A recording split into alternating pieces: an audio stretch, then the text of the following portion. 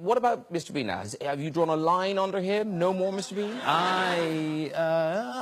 You know, I doubt that he will reappear, but you never know. You must never... The people have spoken. People yeah, quite quiet. But, you know, you must never say never again. A film, as Jeff mentioned, that I was in.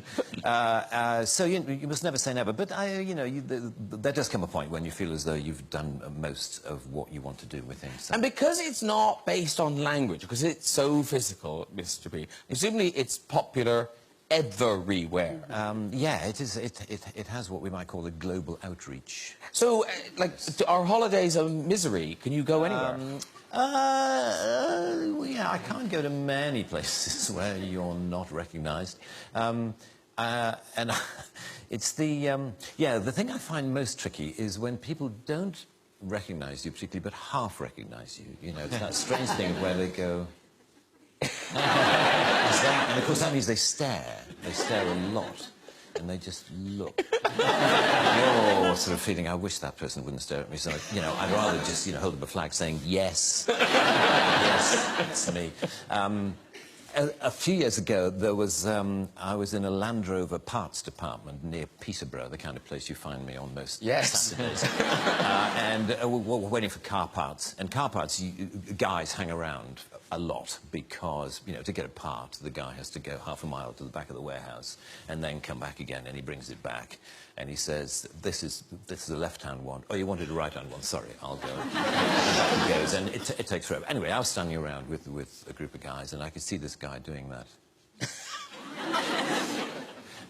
And he came up to me after a while, and he said, excuse me, has anyone ever told you that you're the absolute spitting image of that Mr. Bean? And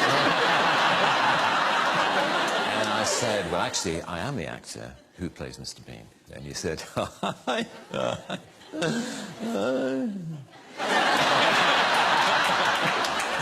I bet you wish you were. And there followed this bizarre conversation in which the more I tried to claim that I was the person whom he thought I merely resembled, the less he believed me. So but what was funny was how close he thought I was to you know, he said the resemblance is uncanny. Have you ever thought of doing any, you know, look-alike work, like, you know, Stag Nights and Head Nights? You know, you can go along as Mr. Bean. And I said, no, I haven't. He said, because you can make an absolute fortune. And I could tell after a while I had to bring the conversation to a close because clearly not only was he not believing me, but he was getting quite annoyed you know, that I was pursuing this line of I am Rowan Atkinson and clearly he thought I was this total arse. Just because I happen to look a bit like Mr. Bean, goes around the country actually claiming to be Mr. Bean. You know, what a twat.